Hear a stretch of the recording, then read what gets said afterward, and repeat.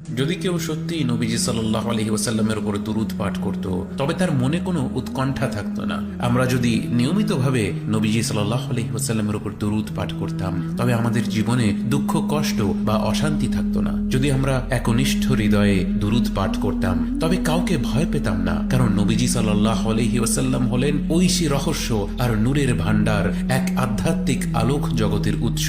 যখন স্বয়ং আল্লাহ তাআলা তাঁর প্রিয়তম বান্দার উপর দুরূদ পাঠ করেন, আমরা কি কল্পনা করতে পারি সেই বরকতের মাহাত্ম্য কত গভীর?